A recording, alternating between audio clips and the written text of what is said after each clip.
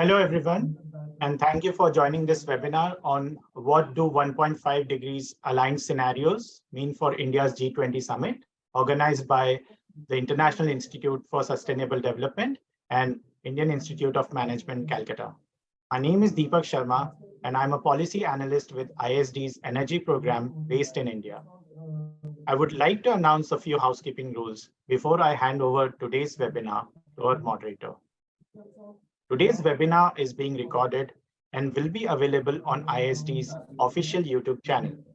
The link to the channel will be provided in the chat box. We welcome you to revisit the content yourself and share it with colleagues. I'm now going to hand over to the moderator of the event, Dr. Mrityunjay Mohanty, professor at IIM Calcutta, to start the proceedings. Thank you.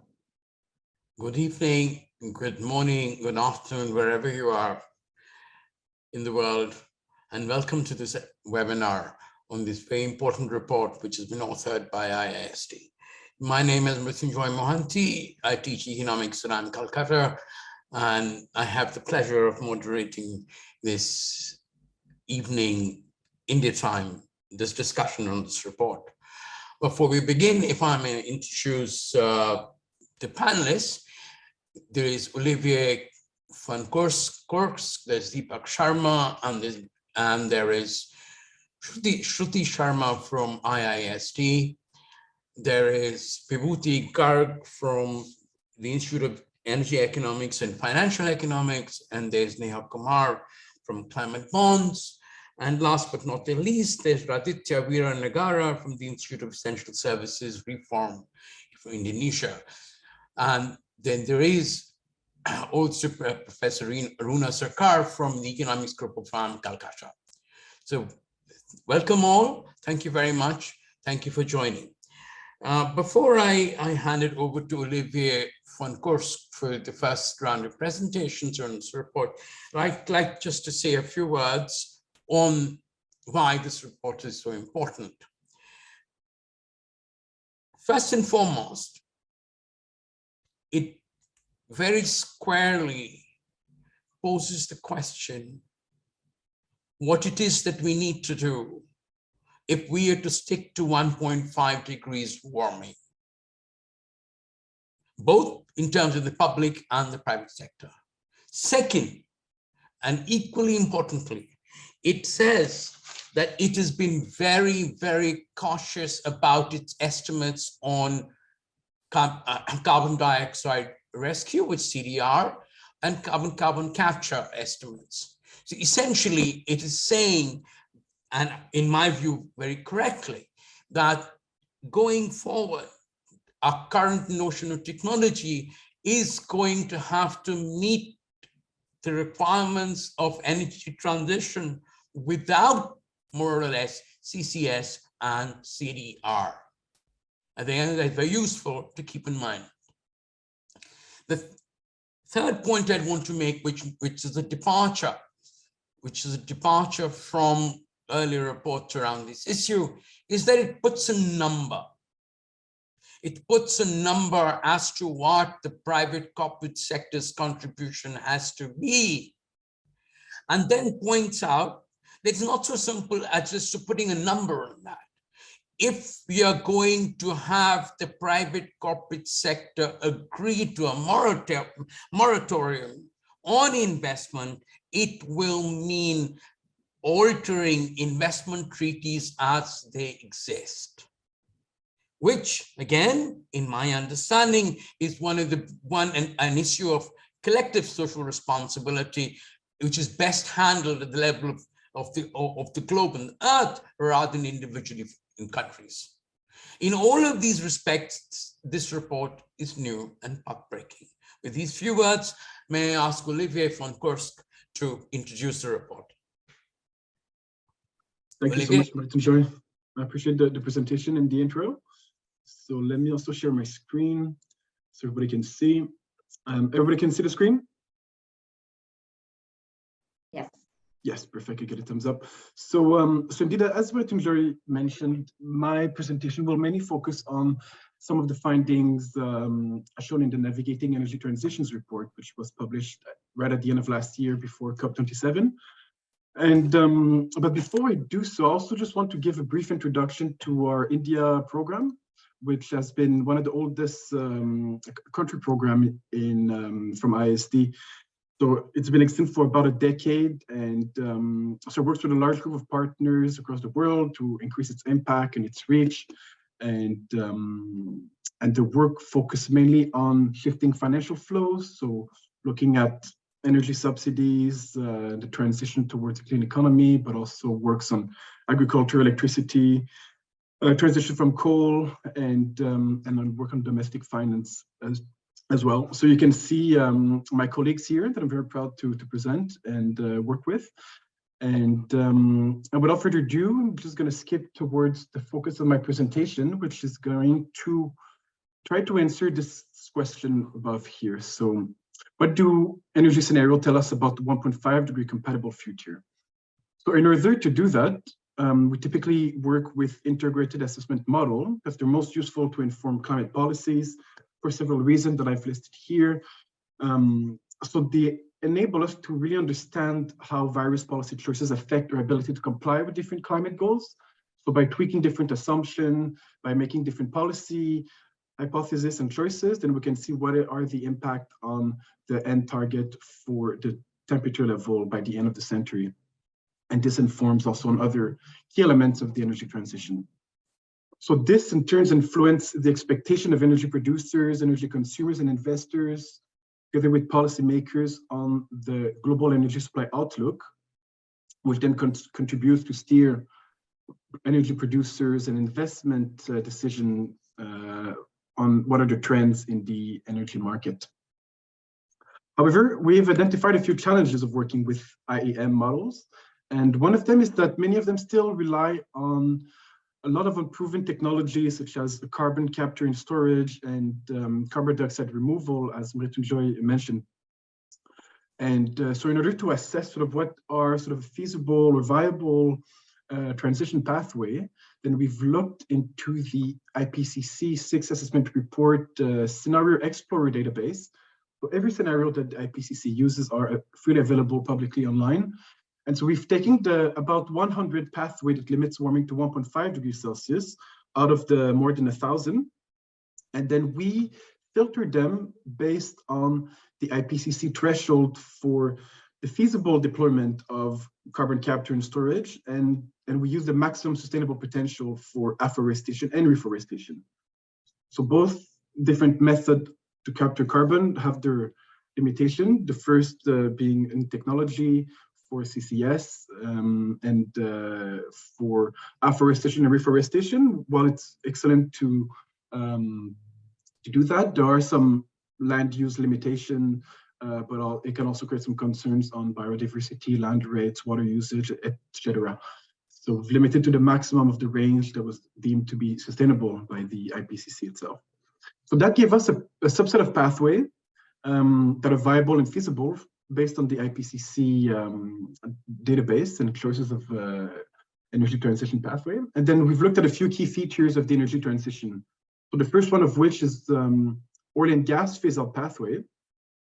And as most of you may know already, the International Energy Agency now also publishes a 1.5 degree aligned scenario. And here I'm showing what is the oil and gas phase-out pathway that is consistent with the IEA assessment of energy transition.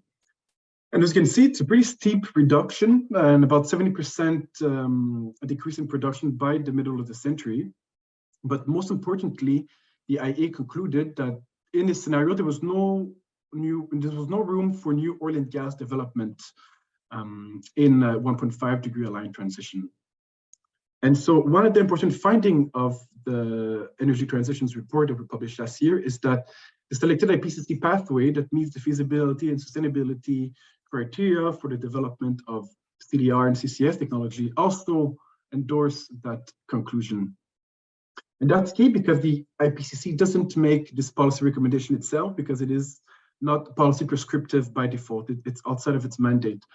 And the reason why these pathways are saying that there's no room for new oil and gas development is simply because, as is shown here in gray, The area that's in gray embodies the carbon emission in the fields that are already producing or under development.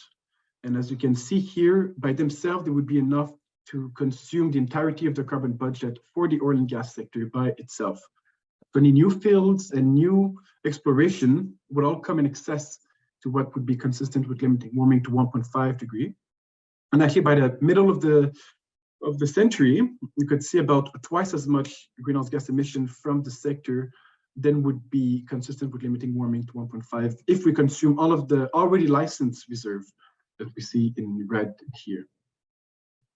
So in order to test the robustness of this finding, we also wanted to look into various other scenarios. So we also look at IRENA 1.5 degree transition pathway.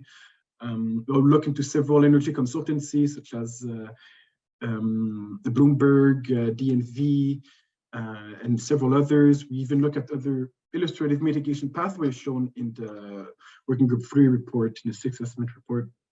And we even looked at oil and gas company transition pathway. And then as you can see here in this plot, all pathway leads to an at least 65% reduction in oil and gas production by the middle of this century. And it is a bit of a messy plot. There's a lot going on here, but what's important to see is that indeed all pathway converge to an at least 65% reduction in oil and gas, and all come below the amount of production that's consistent with the field that are underproducing and under development. So every time it goes slightly above, that means there will be some stranded asset and some capacity will have to be retired before its end of its economic lifetime. We also observe, looking at all of these different pathways, that oil and gas phase-out pathway are highly sensitive to assumptions made on carbon capture and storage and on carbon dioxide removal technologies that are used in the models. And actually, the top pathway that you see in dark green here is actually the only pathway that we've taken from these different models that doesn't meet the feasibility and viability threshold from the IPCC assessment of these technologies. Yeah, so we see that the lower the oil and gas pathway, the less use of fossil carbon capture and storage or afforestation and reforestation, typically. So in order to phase out oil and gas at these rates, then we need to phase in wind and solar technologies, which have the highest mitigation potential at the lowest cost. So based on a selected 1.5 degree pathway that we've taken out of the IPCC Scenario Explorer, we see that by 2030, we need about 830 billion annually to be invested in both these technology. But actually, a Bloomberg New Energy Finance forecast, which is one of the most optimistic forecaster in this space, shows that there's only about less than half of this that is expected to be spent during this decade. So this leaves a large investment gap of about 450 billion annually by the end of this decade, which is quite large, but by no means is saying that there's a lack of energy investment worldwide, because we also looked at the amount of spending that are expected to be spent in new oil and gas fields.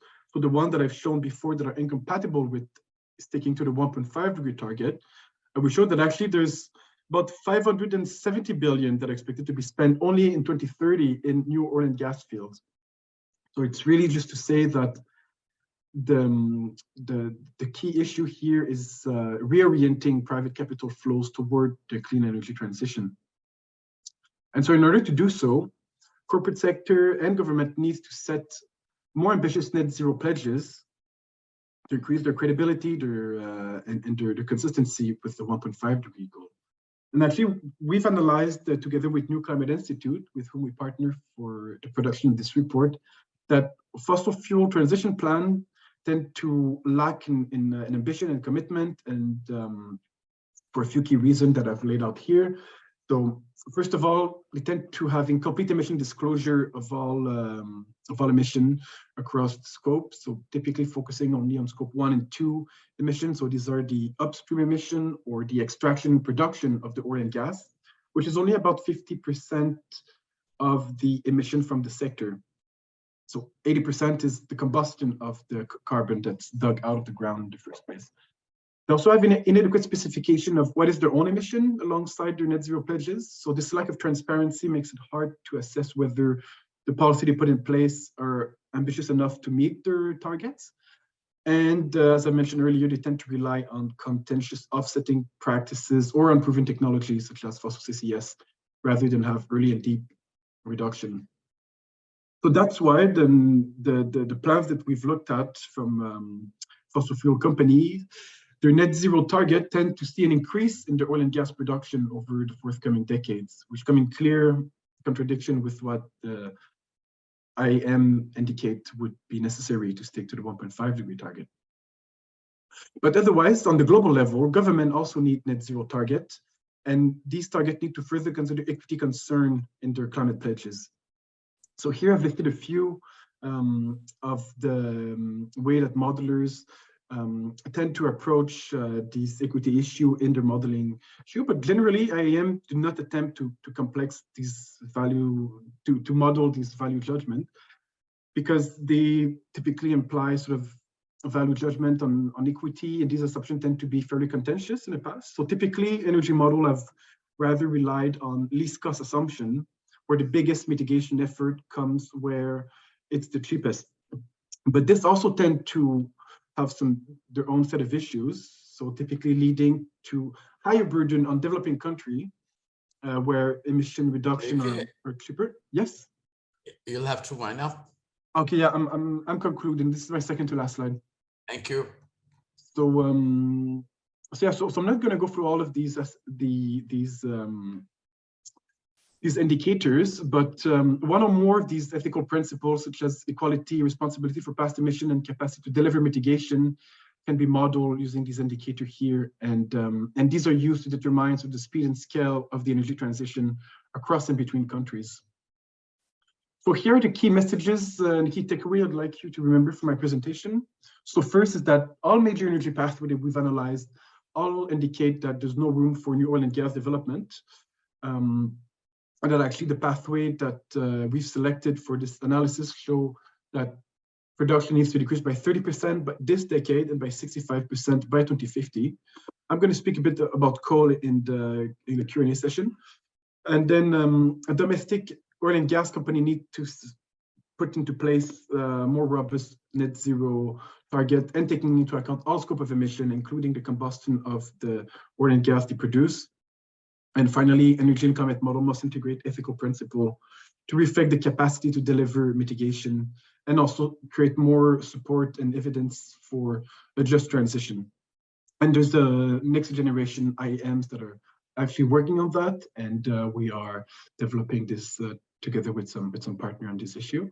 And yeah, so thank you all for attending today. This is my contact details, and this is the report that we've published at the end of last year. So we'll send some links to the report, and we'll share the slide later on. So thank you very much again, and I will now hand over to Shruti, who will follow through with another presentation. Thank you, Olivier. Thank you very much for the very crisp presentation. May I now request Ms. Shruti Sharma of IISD to make her presentation on India's G20 climate and energy priorities. Shruti, you have 10 minutes. Thank you, Mrityunjay. So hi, everyone. I'm Shruti Sharma. I'm a senior policy advisor with IISD's energy program. I'm based in Bangalore. So before I dive into the priorities for India's G20 presidency, I thought I'd use a little bit of a minute to maybe set the context of explaining the larger environment in which the Indian G20 Summit is operating within, and then move on to discuss the specific themes on energy and climate. So first off, this is, as many of you may already know, but it sort of, it helps to re-emphasize this, that this is the first time that the G20 Summit is being handed over from one emerging economy to the other. So last year it was Indonesia, this year it's India, next year it's Brazil, and then it goes to South Africa. So we should see an agenda soon coming up, which has room for more priorities of the Global South. And we should see those messages being amplified even more in the agenda. Now, the summit is taking place in September. It's slightly earlier than when the Indonesian summit took place last year in November. So negotiations should start kicking in soon. So in terms of timing, this indicates there is room to still see some of the messages emerge and change from what I share with you today. But also it helps to understand that we can't look at the G20 in isolation alone, and we have to look at all the other multilateral platforms and see how their messaging is sort of signaling to each other. So we have the G7 coming up in May, which is then going to signal what's going to come out of the G20 later in September, and then we have COP in November.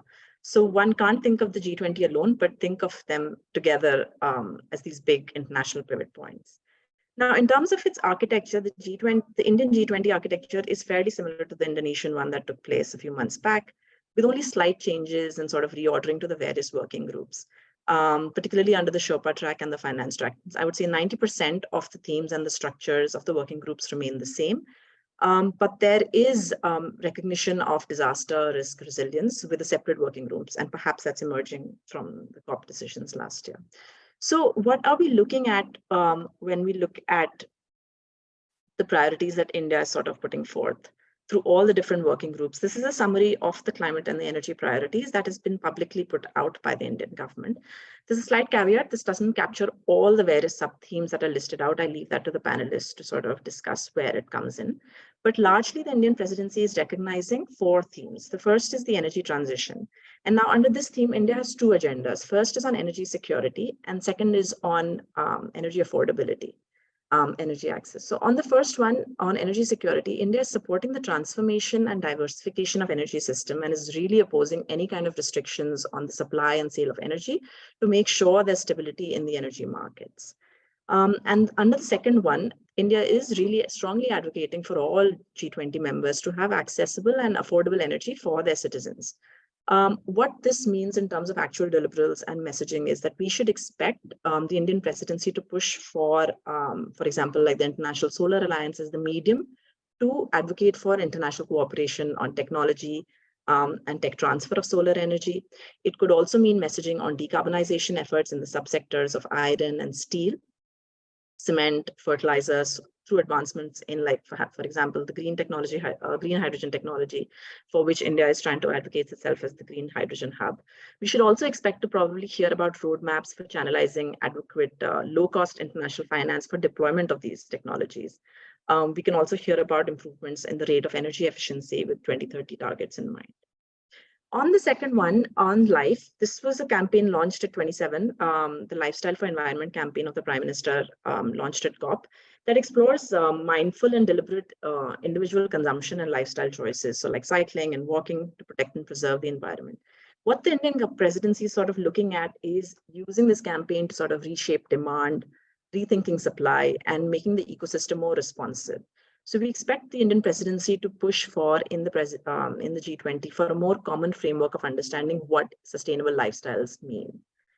Under the third theme, climate finance, India has made for a compelling case for fast tracking to mobilize the $100 billion per year by 2020. That has only partially been met annually. That was announced way back in 2009, but is a constant point of discussion every time COP comes around. So we should hear more on the ambitious new collective quantified goal, the NCQG, which is advocating for developing countries to raise the bar for climate finance beyond $100 billion per year. So we advocate, and especially because the presidency is now moving from one emerging economy to the other, we think that this particular agenda may be sort of like really high up in the order. The last one on acceleration of sustainable development goals. Under this theme, it's expected that the conversation will not only be about reaffirming the pace of targets that have to be achieved by 2030, like those for probably SDG 7 energy access, but also the discussion will be about how to finance the sustainable development goals. So there is a consensus that is sort of emerging among developing countries on the need for sort of restructuring the multilateral institutes like the World Bank, IMF, WTO to raise SDG financing. That can come through unlocking private sector finance. It can come through domestic tax revenues, sovereign borrowing from international development finance institutions. And we've also seen India showcase a lot of its own case studies on universal electrification, higher sort of successful clean energy access cooking targets. And there's also a big push for using data for development for the SDGs. And there's collaboration and talk on collaboration on using big data, AI, emerging technologies for tracking and sort of better monitoring of the SDGs. So sort of what does all of this mean? It's just essential basically takeaway from this is that India is showcasing itself that it's deeply committed to a low carbon development strategy. It's shown that it is one of the most successfully global renewable sort of success stories out there, with its rapidly shifting energy mix towards renewable energy, higher installed power capacity from non-fossil sources. It is one of the fastest growing destinations for renewable energy and also for investments in it. So it is poised well to take on ambitious footing, a more push for low carbon priorities on energy and climate. But the Indian presidency, and also through the words of the Sherpa, it constantly recognizes that in this very increasingly polarized world, building consensus is a tough order. So what we hear from all of these themes that the government sort of put out in its presidency, this is a summary from the first meeting of several working groups. And what we see is a consensus around something not very exciting for the climate community, but nevertheless, these are what some clear takeaways. 4 things clearly emerge. First is that G20 members are sort of aligned for the need for energy security and diversifying of supply chains. So there's a lot of talk of critical minerals out there. The second is that there is recognition that energy transition pathways are country context, and they depend on each country's energy base and its potential. The third is there is constant talk and in official releases as well that fossil fuels, there is continued use for them for the next 2 decades till the share of renewables is sort of reaching a certain potential. And the last one is on universal energy access and the stress to sort of manage fuel prices rather than supporting people. So we don't hear enough on increasing social transfers to protect the most vulnerable from energy price shocks, but we hear constantly about managing fossil prices so that energy is still affordable. Now, what about, so in the context setting, I mentioned that the negotiations still have to kick off in full steam ahead. So this is what the current agenda looks like, but it should take move quite swiftly to another direction. And this is sort of a wish list of where there's room for more. So first is that India is really well positioned to ask for reprioritization of fossil fuel subsidies reform. It has itself reformed 76% of its fossil fuel subsidies in the last 7 financial years, while protecting the poorest and the most vulnerable from price shocks. And it's constantly showcasing its electricity and its cooking subsidies case studies. So it is positioned well to ask G20 members for accountability of fossil fuel subsidies through better tracking and reporting formats, introducing timelines in the short term, and relooking the medium term commitments. Because the last time fossil fuel subsidies was taken up as a commitment, it was announced in 2009. And since then, 14 years later, we still have fossil fuel subsidies. We not only have them, but they've also grown to nearly $1 trillion. The second thing is we need to be clearer articulation of the 1.5 degrees pathways. Right now, it's mentioned in the passing, and there's no ambitious linking on fossil fuel phase downs and the pathways. The third is we need stronger exclusionary policies for fossil or natural gas. It seems the G7 are sort of interested in the basket of all energy types for managing the energy crisis, but that is not consistent with 1.5 degrees pathways, like Olivia also showed. So we hope that the G20 shows some leadership beyond what the G7 has talked about on excluding fossil gas and sort of defining that better.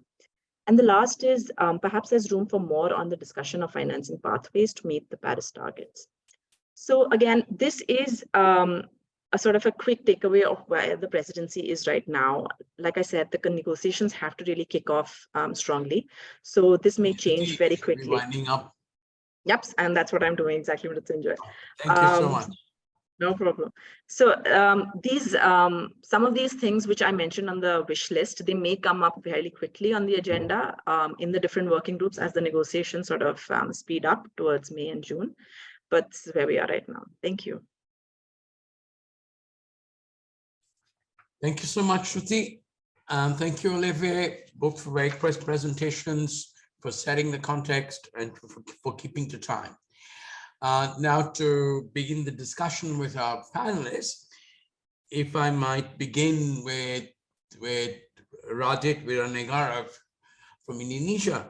So Radit, if I may ask you, what are learnings from Indonesia's G20 presidency in terms of climate and energy policies and how can the Indian presidency learn from them to achieve the best possible results in New Delhi? Over to you, Raj.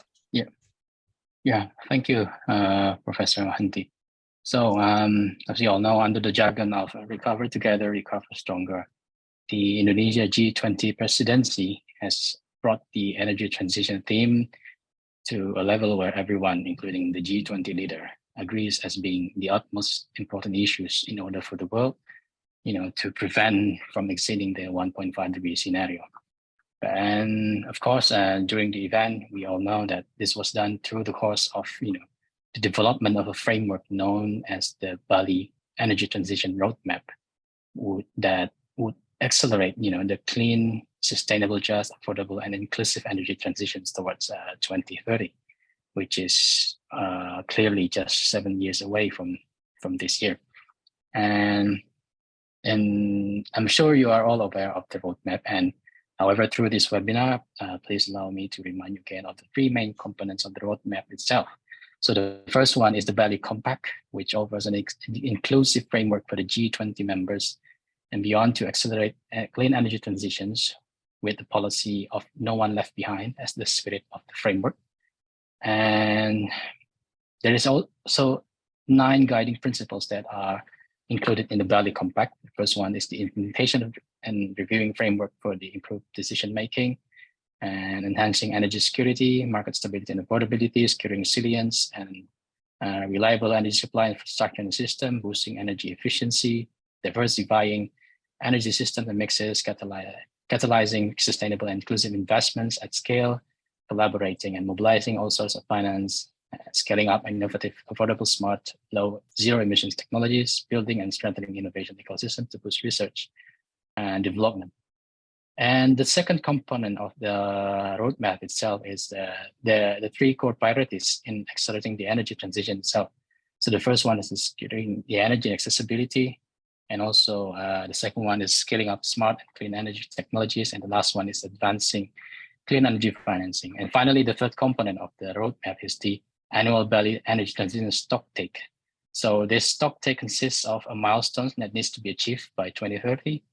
And also there are key action deliverables, parties involved to carry out the key action deliverables. And this could be a consortium of governments, multilaterals, development banks, philanthropists, energy agencies, and UN bodies. And with regards to the expectancy of the G20 in New Delhi in India this year, I believe that the next upcoming G20 in New Delhi could be benefited from, the already developed roadmap that has been developed during the Indonesia's presidency, the Bali Energy Transition Roadmap, as well as the Bali Compact. And this could form a foundation for further improvement in accelerating the clean energy transition, not just among the G20 members, of course, but hopefully beyond the group. And I believe with the experience that India has amassed in terms of developing its domestic energy sector, particularly in the development of its renewable energy capacity, the G20 event, the upcoming one, could propel the energy and transition even further. And yeah, I think that's my answer to the questions. Thank you so much, Rajat, for that very comprehensive view, and for the fact that the Bali framework should form the foundation for taking forward the discussions in New Delhi. And hopefully India and Indonesia can work together in taking the Bali framework forward and handing it over to Brazil with new steps to take that forward. So if I might now turn to the question of what's the kind of support that is afforded to India by other G20 states. And here I would like to bring in Ms. Vibhuti Garg and Ms. Neha Kumar. And first to Vibhuti, how can G20 member states better support India and other emerging economies in reaching their climate targets? What are your thoughts on this, Vibhuti? Sure. Thanks, Mrityunjay. And I'm sorry, I'm on my way back home from a meeting, so I'm not able to switch on my video, but then I should be reaching in some time and hopefully get my video. But responding to your question, Mrityunjay, I think just picking up from where both Oliver and Shruti kind of left in terms of what should be the G20 priorities, and also given the like some kind of discrepancies and anomalies in terms of, how different countries are kind of defining what clean energy kind of comprises of. So I think there's a lot of need for bringing an alignment within the G20 countries in terms of what energy transition pathway should look like. So we have seen Europe kind of also having gas as a clean energy fuel. So there is some discrepancies in terms of, how in not having a clearer definition, and that at times, when we are talking about bringing in more and more investment, becomes the point of context, in the sense that what classifies as clean and green. So having a clearer definition is something what India should be looking at, along with other G20 countries, to have a proper definition in place.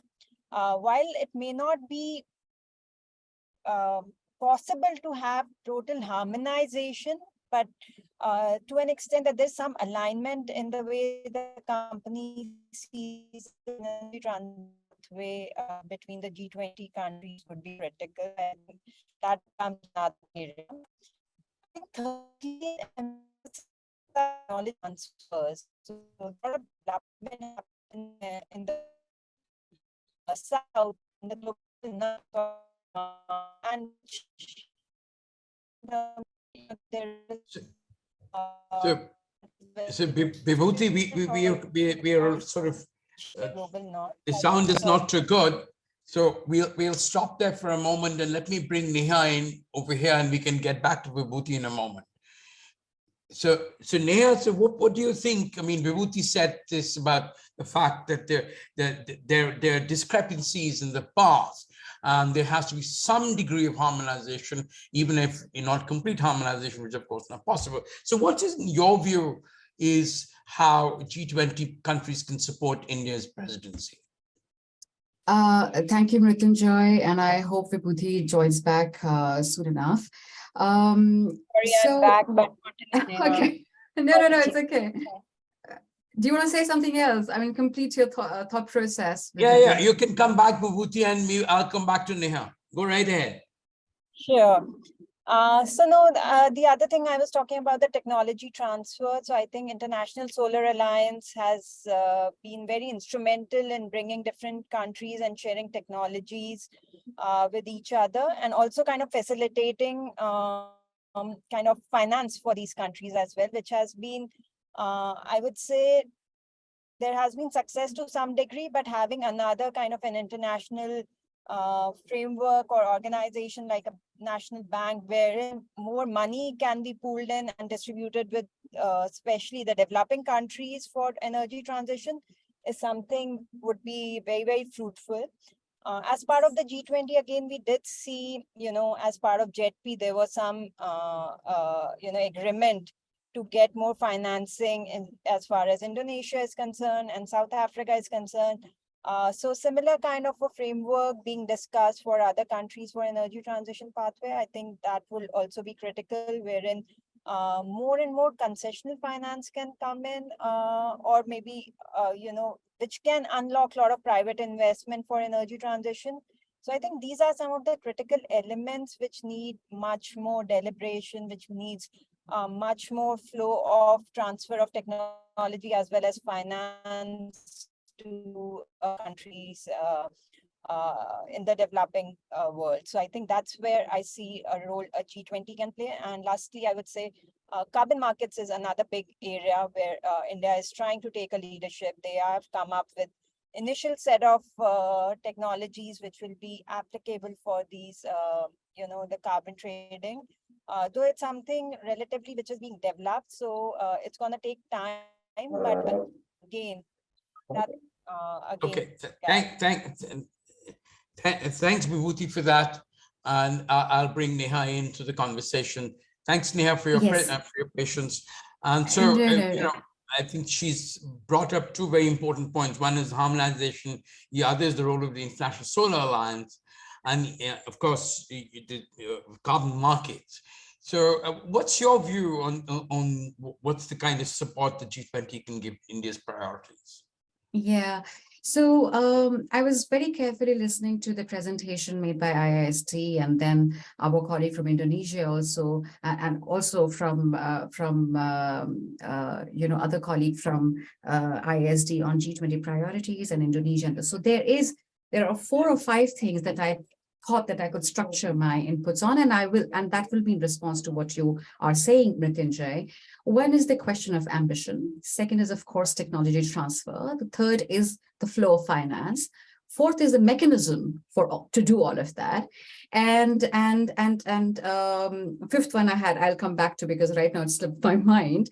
And essentially what we are talking is that we will have to bring in the element of science to connect market and policy within countries, as well as this conversation to take a deeper route between countries. And I think even though there are scenarios, we have seen IPCC and IEA, there are political economy questions to the transfer of technology or flow of finance. And that is a knot to be resolved. And there will be countries which will be at different stages of transition. So Vibhuti is right that there needs to be some common understanding of what transition means. And yet there needs to be some flexibility on what that pathway would look like for countries, right? And India finds itself in a very unique position to define some of that for the emerging economies. Of course, there are certain things in which it can demonstrate leadership. There are certain things which it can bring together experiences of others, right? And in the process also accelerate its own thinking towards that transition. And so then, in the presentation made by IISD, there was this thing about, okay, hard to abate sectors and all of that, and gas also. But what comes across very clearly is that at least the renewable energy space is awash with capital. I will just concentrate my remarks to finance, and I will, yeah. And if you just look at, just give me 2 minutes. I know I only have 2 minutes, but I will just wanted to make a couple of points that the investments in RE have actually grown. In 2021 alone, there was about $785 billion globally. The other part of the story is that in emerging economies, these investments have declined. And they've largely been on the account of the lowering of FDI in clean investments. And why have they declined? They've declined because investors say they don't see the pipelines, bankable pipelines and investable pipelines, or credible pipelines. The risk perception and the real risks still loom large, and they hinder the flow of finance. And the cost of capital of raising finance is high within some of these domestically within these countries. That brings me back to what Vibhuti said, that you would require at least to begin with some kind of definitions so that you understand what is, to be funded and not to be funded, because there is a lot of capital anyway, okay? The risks, of course, have to be taken into the context of the current scenario as well. There is physical impacts of climate change. There is a rising inflation, rising indebtedness within a lot of emerging economies, of course, lower income countries more. And there is a depreciation of currency risk. So I think there is a contextual aspect which will keep on playing in how to sort of counter the cyclical trends that emerging economies actually face when it comes to flow of finance, right? So in that sense, yeah, just one thing, and I'm closing my initial comment.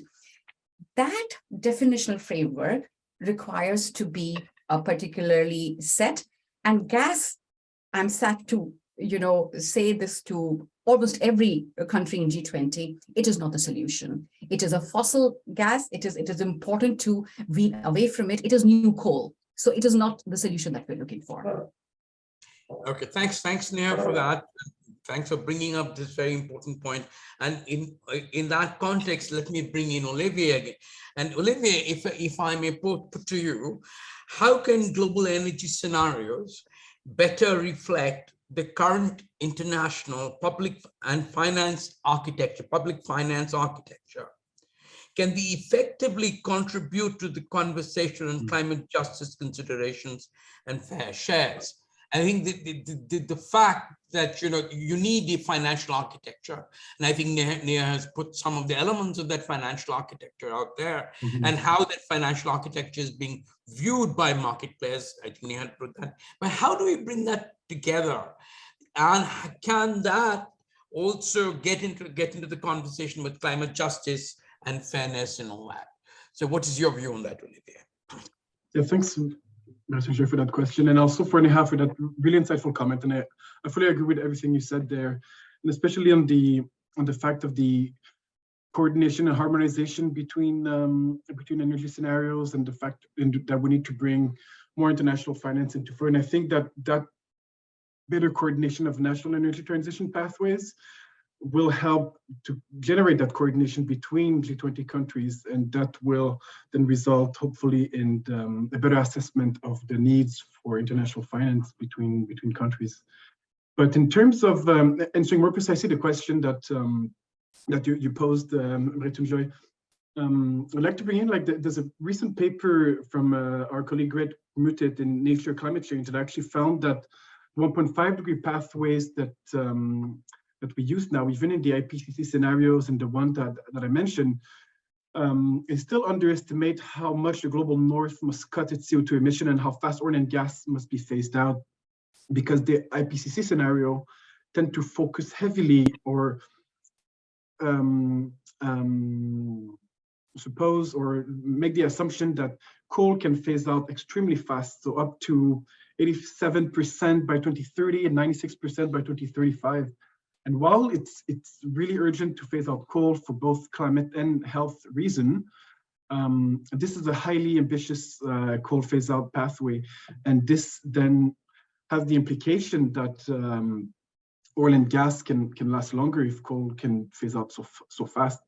But actually, if we take into account sort of the fastest historical transition that have ever occurred, even under the context of post-Fukushima effort, or the oil shocks in the 70s, or the collapse of the USSR, which are extremely fast energy transition that are results of shocks, not necessarily orchestrated transition. The phase-out pathway that the IPCC assume are even faster, twice as fast as the fastest transition that we've ever seen. So a more realistic transition away from coal would allow a bit more time for countries such as India and South Africa to adequately phase out their oil and gas, their coal capacity. But this means that oil and gas needs to phase out much faster in the global north than is currently modeled. And so just the key lesson that I want to bring in here regarding this question is really that limiting warming to 1.5 really requires phasing out both coal, oil, and gas. And so I think that it was good that India actually brought that on the tried to bring that on the cover text in COP27, although it failed to make its way through. But that also limiting 1.5 degree pathway currently really underestimates oil and gas reduction that is currently being planned in the global north. And just as Neha said, gas is really not a transition fuel indeed, and cannot be scaled up anywhere. And so that would be my thanks, 2 cents here. Thanks. If I may quickly go back to Neha for just 2 minutes, Neha. I would like you to address this. That very often when we talk of financial market architecture supporting the transition, et cetera, we lose sight of what in other literature we call just transitions. Now, suppose we gave it numbers, right, and say that one part of just transition is to ensure the fact that this 100 billion which the North has been promising the South, that transfer begins to be made. And suppose we take seriously what the report is saying, no new investments in oil and gas, for which private companies have to be compensated. All right. Now, do you see a conflict? Will tomorrow the developed countries say, all right, folks, we'll compensate our private companies to not produce oil and gas. And because we are doing that, we can't give you the $100 billion. Suppose they said that. Would that be a reasonable compromise? And I'm sorry to put you on the line over here by saying 2 minutes, but if you can just address some of these issues. So these are very important issues, and I think your thinking is quite out of the box, and that is radical, right? So one way to look at this issue is in terms of putting bold and radical suggestions so that at least there is some meeting ground somewhere, and it will, if it is not there, it is somewhere here, right? So that is a negotiating tactic, and I think emerging economies have to be assertive in the scale of finance that is required, and all kinds of finance. You know, the majority of finance flowing from the global north to global south is still in the form of debt, right? And there is a need, you know, I mean, India put that out in COP27 that under its low carbon transition development strategy, it added another $1 trillion, which was about adaptation, right? And you look at it, it is right now, the adaptation finance flows are minuscule if you just look at the UNEP gap report. And a lot of emerging economies are locked into that impact, okay? That's on the adaptation side. So you would require grant, you would require loss and damage, and that conversation will need to continue at COP and G20. And in that context, I think Bridgetown Initiative is a very, very interesting kind of effort, which is saying that, you know, you have you have grants for adaptation measures for some of those things, and then you have concessional finance, you know, you have grant for loss and damage, you have concessional finance for to scale up adaptation, but for large commercial mitigation projects, okay, you know, let's go for commercial finance, okay, and that's possible, okay, that kind of a thing is possible. So it's a very practical sort of a thing, a proposition made by Mia Motley, which needs to be sort of, you know, put on the table as well. So the other thing is, you talked about, exactly, I mean, the energy consumption is an issue, right? By 2050, for across all IPC scenarios, with the given rise in the GDP, a North American average consumption would be 6 to 7 times higher than in Africa, energy, and 5 to 6 times higher than in Asia, you know. And so it is sort of it is no surprise that the developing countries say that if finance is in short supply, you are not able to give us, then give us space, let us decide our own pace. So I think what you're saying is do we come up with some very bold demands so that there is a completely different way of negotiating that flow? But at the same time, I have to say that private finance, you know, I mean, 100 billion is nothing, right? I mean, Mrityunjay, I mean, we are talking about trillions. Just getting stuck in that $1 billion number and sort of putting other things hostage to it is also not a solution. I think market is moving much faster, and we need to give all kinds of sort of the right pull factors for the private finance to flow. I don't think I have answered your question exactly. Doesn't matter. Thanks, Neha. Yeah, but yeah. I think you've again taken forward the conversation, which is very important. And may I bring in Rajat in at this point and ask Rajat, now, what are the key points of agreement and conflict between G20 economies, and what, more importantly, what in your view is preventing more collective action in the area of energy transitions? Yeah, I think some of the points on this question have been partially touched previously by Vibhuti and Neha, which is on the pathway harmonization amongst, you know, the G20 countries. However, when we talk about harmonizing these pathways, I think let's try to look at the member of the G20 countries, and it should be realized that the country listed within this group consists of advanced and emerging countries.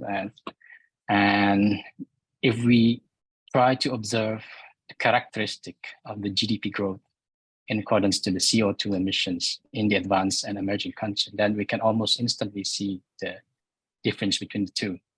The advanced countries' GDP growth has already decoupled from their CO2 emissions. And this is thanks to the massive energy efficiency. And it's also due to the higher share of their renewables within their energy systems. Now, if we compare this with the emerging countries, it's completely the opposite. So we can still see the coupling between the GDP growth and the CO2 emissions. And this is to my analysis, I mean, this is due to, the energy demand is still high. And unfortunately, within these countries, the cheapest way to meeting this demand is by consuming fuel that is coming from the fossils. And why is it cheap? And mainly because the abundance of the domestic supply, as in the case of Indonesia. And in Indonesia as well, we also put a cap on the price of this fossil fuel, and which again making it more cheaper than the rest of the global market price. And therefore, advanced countries like in the global north must reach its NZA, and the net zero emissions, and earlier than the global target in 2050, perhaps by phasing down its oil and gas industries, as many times mentioned within this webinar. And in doing so, it will provide more room for the emerging economy, to still grow. Before then, it began to decouple its GDP growth from the CO2 emissions.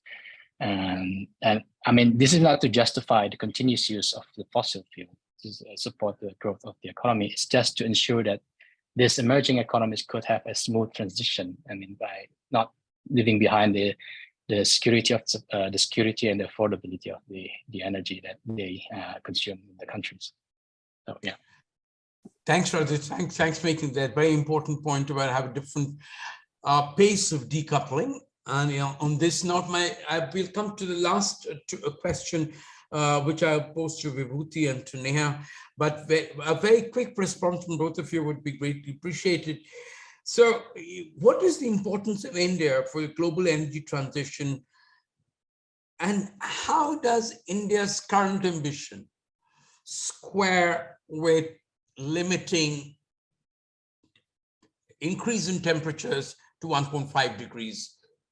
So there are two parts of the question, and that how important is India to the global energy transition? And second, what is India's energy policies today? Are they in line with limiting temperature increase to 1.5? First, Vibhuti, you, and then Neha. But if you can keep your answers brief, that would be greatly appreciated. Sure. I think responding to your first question on importance of India for the global energy transition, I think India is going to experience very high economic growth and as a result, high energy growth. So the demands are huge. And to meet that incremental demand, I think India will be kind of deploying all kind of resources. And I think what it needs to do is to do it in a more sustainable fashion. I think that's where it is.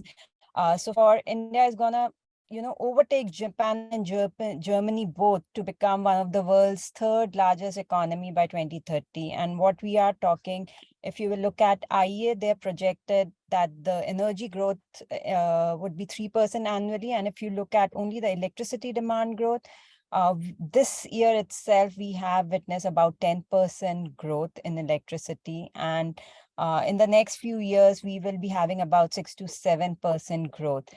So that is why, given that India is experiencing high population, high demand, high urbanization, so what kind of resources the country is gonna invest in?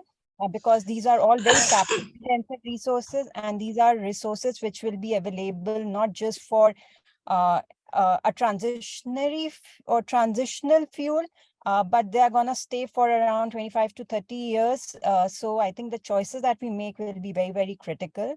So while gas looks very attractive in the interim, but it's not just a solution for 5 years. We'll lock a lot of capital investments in these high emitting fossil fuels for a long period of time, or else we will be struggling with the issue of stranded assets and a lot of money going down the drain. And I think that's where the choice is critical. And given the India's growth story, everybody is watching out what India is doing. So I think that's where we really need to accelerate more finance. So coming from the finance perspective, while there is no dearth of investment for renewable energy, but clearly, we really have to help Indian banking system as well as Indian corporates to tap into the global pool that is available. Because if you will look, out of 1.7 trillion US dollars of sustainable linked debt in calendar year 2021, India was able to tap only 13.7 billion. So it is this minuscule. So I think there is capital available, but how do we tap that capital is something which the Indian regulator, Indian financial regulator, the RBI, they're all working on. Thanks for that, Vibhuti. Neha, what's your take on this?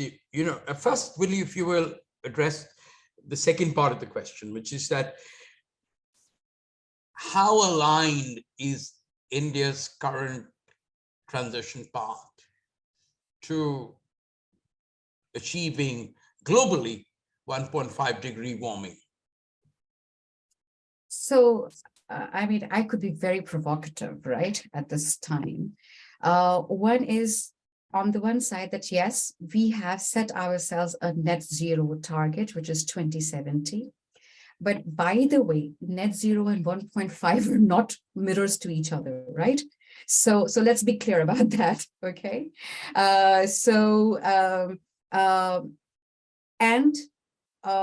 In terms of our emission, in terms of absolute numbers that it is increasing, I think we are on a high emissions trajectory.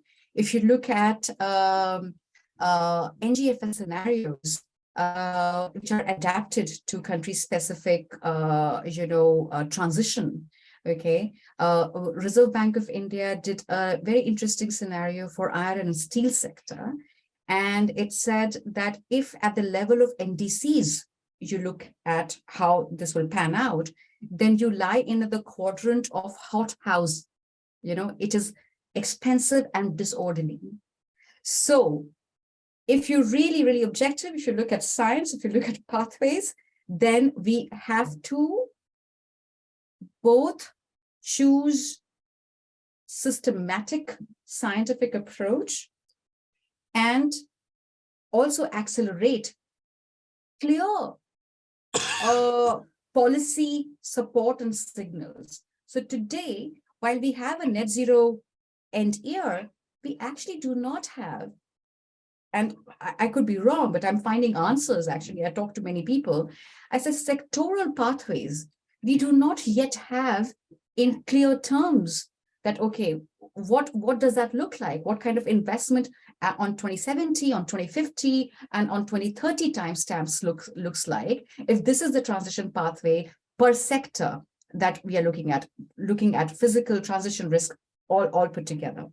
So what I'm saying is that there seems to be a lot of good things which are happening. You have sectoral policy push in transport, in renewable energy. So you should actually pat yourself on the back, okay? But you need to accelerate that, or you need to diversify that. The other thing that I just want to talk over here is that mitigation is absolutely one part of the answer, but talking about 1.5, I don't think we are going to get to 1.5. I think the pace globally, and it's not only India alone, we might have lost that race already, which means that if we do not increase investment and financing and resilience, we are actually locked into a very, very disorderly transition. So transition doesn't have to be seen only through the mitigation angle. Transition also has to be seen from a resilience angle, that, you know, your different sectors, your different assets, I mean, they don't become, even financial sector itself should not become less resilient. The third bit that I wanted to say was, I had two suggestions that I've written about it in my recent piece also. What India can do within G20 are two things. One is, if you have to unlock finance, and if you also have to hedge against currency fluctuation, and if debt is one of those things that needs to be actually scaled up, then what we really need to do is encourage local currency debt issuances, which are thematic, you know, so which means that there is clarity on the use of proceeds, but they are in local currency, and they can also be domestic. And I think India can foster the dialogue amongst emerging economies, where most emerging economies, when they're in position to borrow debt, it is sovereign program, and I mean India has done that, right? And it has started off on a good footing. So I think there is demonstration there, and we need more debt to flow within markets. And I think that is the leadership that India can take. The second is, I'm coming back to what Vibhuti started with, and that's my final point. I'm not a great fan of harmonization. What I'm a fan of is interoperability. You know, there will be differences, but do we have interoperable taxonomies which go seamlessly between local and international investors so that the finance can flow? And I'll end there. You're on mute, Nritya. Thanks, Neha. To be fair to Vibhuti, she had said there will be differences, but interoperability is very important. We've got a few questions which we'll now go to from the audience, and then if we time permitting, we'll come back to our finalists. So the first question, which I'm going to pose to Vibhuti and then to Radhika, is the following. Do you think that India could be a champion for continuing to call for a phase out of all fossil fuels within the G20, given India's own track record of its emphasis on coal in the short term? Right? I think, yeah. So one of the things that India has been pushing for, and very right, is that you have to define this in terms of all fossil fuels, right? Absolutely. And it wants to use the G20 platform to take forward that. And I think the IISD report has taken that one step forward. They're looking at oil and gas and not looking at coal and so on and so forth. But when you look at India's own track record of this, right, and its ability to push this for a variety of reasons. Just today, the government of India has used emergency powers to say that coal plants using imported coal will have to produce power at full capacity and not underutilize that capacity because of price of imported coal is high. So given all that, what do you think is India's own credibility, shall we say? The credibility is not such a good word here, that if India takes this position, how will it sound to the rest of the G20? Vibhuti. So yeah, in all fairness, I think India's demand of phasing or including all fossil fuels and not just like singling out coal is a fair demand, because given that other developing countries were largely relying on gas and not including gas as part of fossil fuels is something which was a demand that India had put across, which was not only for itself, but I would say for all the developing countries which were using a lot of coal. And I think other way to distinguish also is that India said that, you know, coal is here to stay, given we have our own domestic resources and from energy security perspective. So they are agreeable to phase down, but they are not agreeable to phase out of coal. I think that's the stance again needs to be kind of looked at. From phasing out and to phasing down is what India is still comfortable with. But yes, we are seeing very mixed signals in the last 1 year on account of, various reasons, because of extreme weather conditions that we witness, wherein we witness very high peak demand, and as a result of, also, the other factor was that there was no cheap imports available. So India really had to, look at load shedding. And this time India is preparing itself better and saying, irrespective, we will use all kind of fuel resources to meet that demand so that the economic growth does not get impacted. So yes, there has been some mixed signals in terms of pushing for more coal and not kind of even agreeing to when India is gonna likely have a coal peak. Things were very different last year, to be honest, Mrityunjay. They were very advanced stages of discussion. Even India was looking at announcing a coal peak. To some extent, at least, some acceptability was there, but because of the geopolitical condition, we are seeing increasingly that, the countries have become very, very inward looking. They have relying largely on the resources they have, but at the other end, coal takes a lot of years to develop, whereas renewable energy can be fast-tracked and can meet the incremental demand fairly quickly. But the issue with renewable energy is that it is variable. So we would need more storage. Again, there's no issue of storage being deployed, but I think commercial viability of storage is still a bit of a question mark. And we are seeing progress being made by issuing of, big large capacity tenders that are being rolled out. So, the dynamics might change if storage becomes commercially viable, and India is pushing hard on pumped hydro storage as well, and not just looking at battery storage. So I think there is development happening to put more clean energy as well, but at the same time, maybe for the next 1 or 2 years, every country is playing very safe and like looking at their own domestic. And that's where we are getting some mixed signals. Thanks, Vibhuti, for this. I have something to come back to it. I want to bring Radhika into this conversation on this issue. So, Radhika, what is your sense of this? How, looking at it from a G20 perspective, and bringing in Indonesia and fossil fuels, how do you see what the path that India is taking? And India's focus on all fossil fuels and our own struggles with moving away from coal. Yeah, I think Indonesia and India share the same problem in terms of moving away from coal. We still kind of like clinch on to coal because it's as being the cheapest source of energy so far.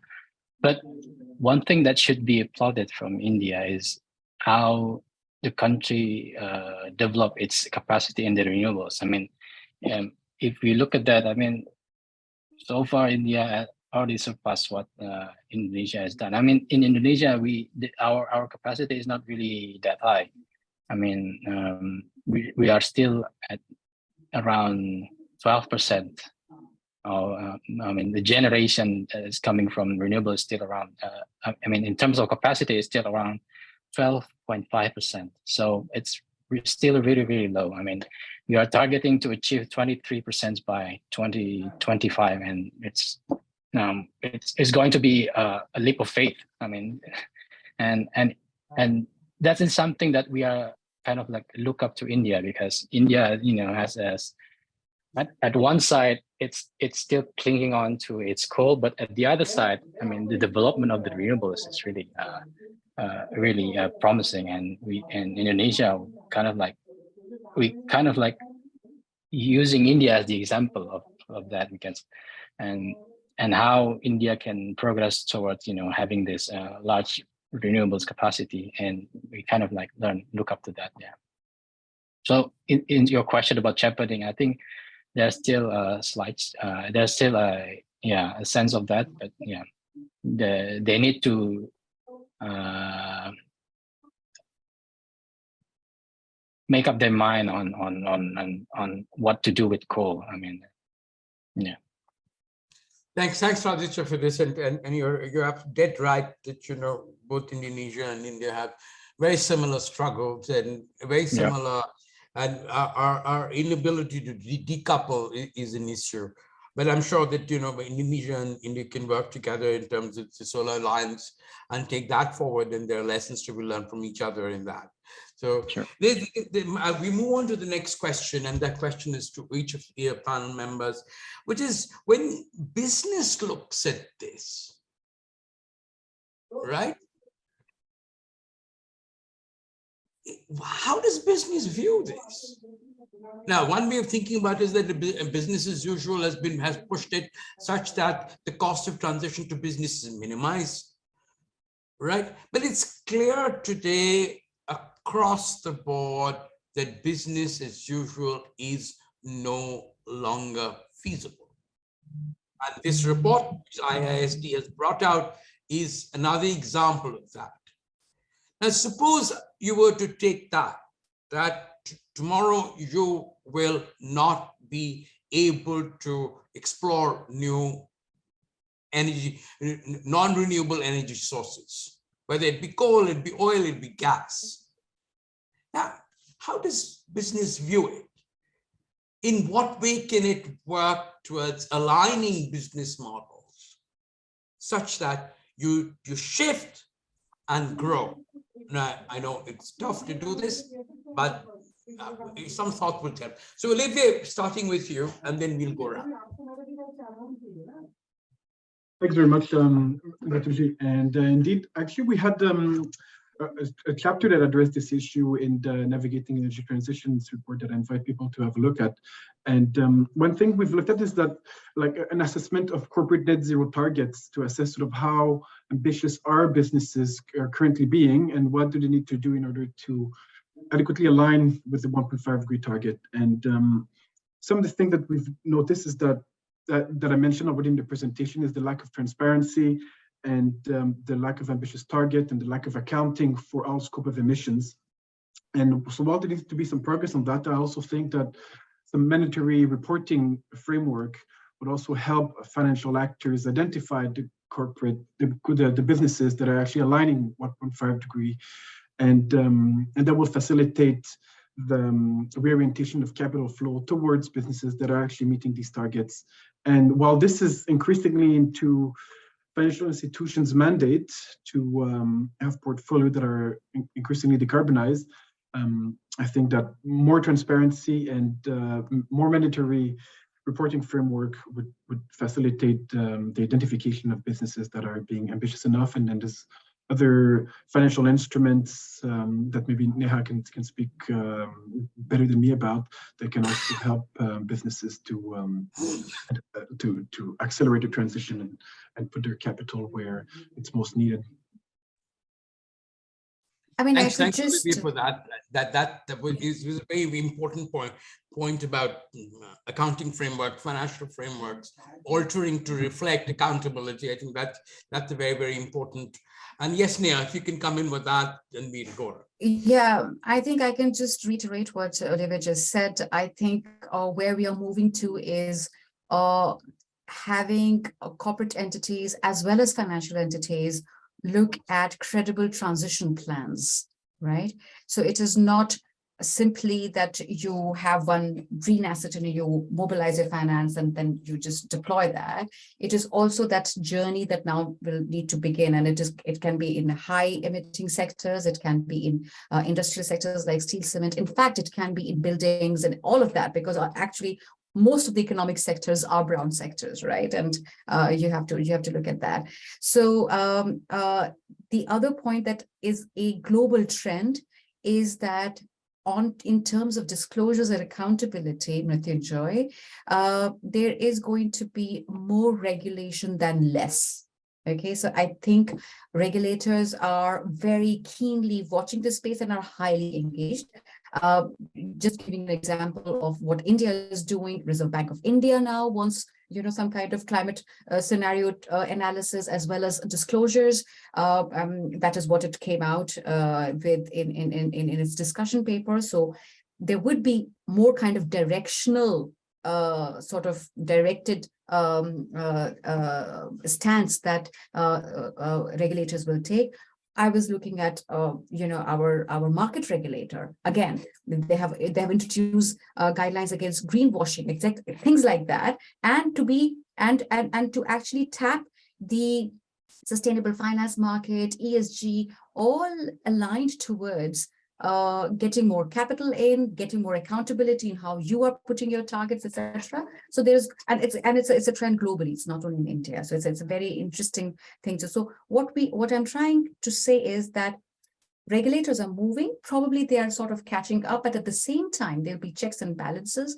There will be a keen sort of an accountability perspective that will emerge, and not only from the regulator side, but a whole swath of, stakeholders or civil society organizations which are looking at you, investors which are looking at you. So this is going to be a trend. So credible transition plans with a pathway, but broken down into short and medium term targets and aligned, not to your own company's best performance, but actually the sector best performance, which is aligned to the transition. So I think that is a trend that we'll see.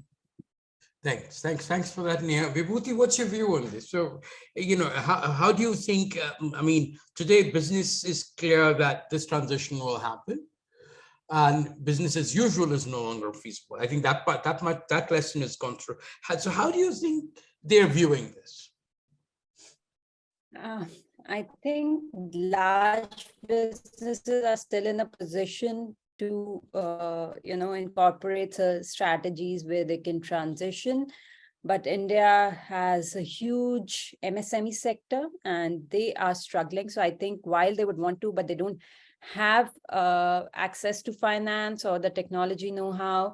And especially finance is becoming a big bottleneck. So there are, again, from the regulator, different avenues being considered in terms of, having some kind of an aggregation, getting some kind of, partial guarantee funds kind of a schemes to help them enable to transition. But I think that's still a challenge. So yes, there is a recognition, and especially, when you are operating in a global market, it's not just your own national objective, but if you are looking at it from the export perspective, and other countries have come up with strong, regulations for you to transition, I think it is becoming increasingly difficult for these businesses to operate in that, because it's not just your own national goal, but you are, as I said, it's now we are in a global market.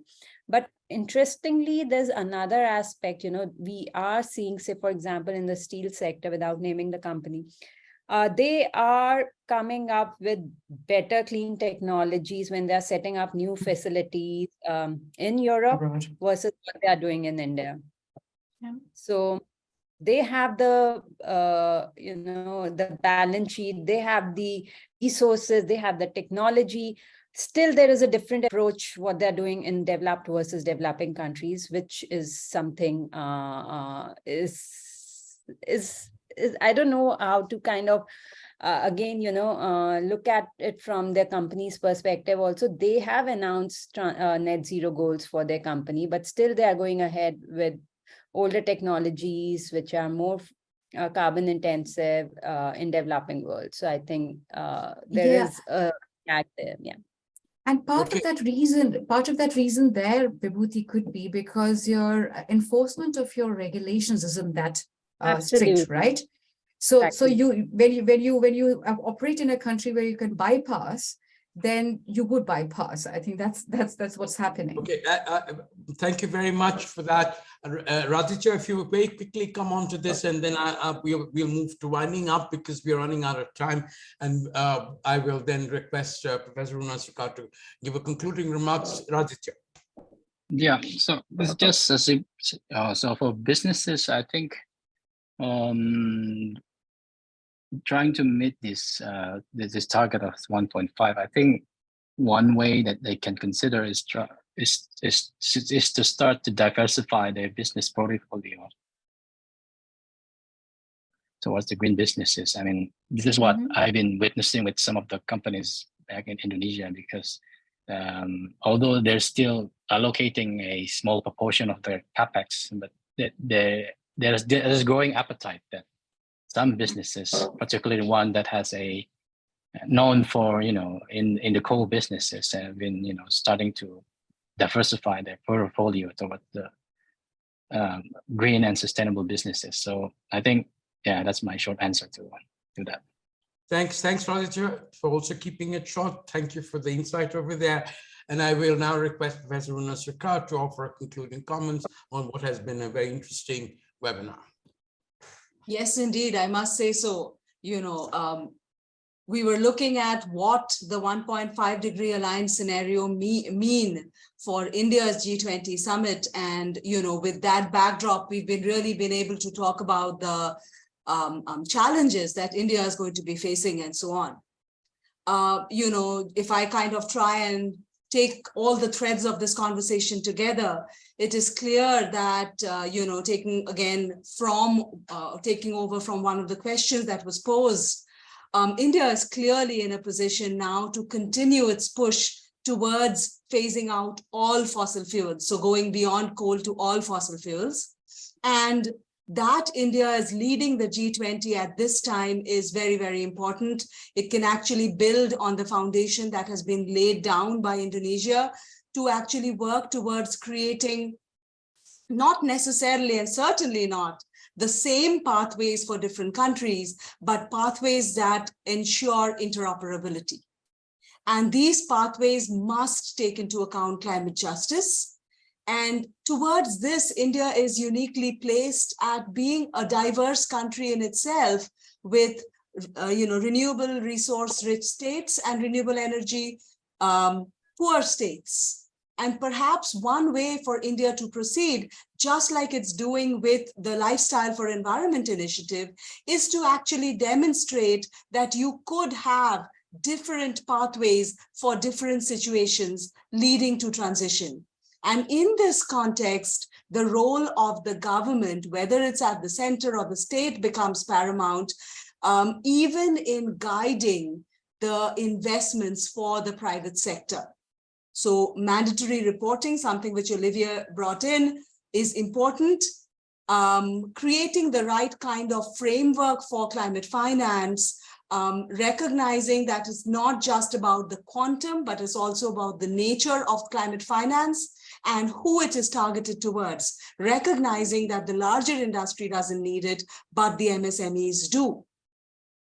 And in the middle of all these challenges, the good news that this IISD report shared with us was that if we just look at the planned investments in oil and gas, which are not even required, we have more than enough to finance renewable energy to start with.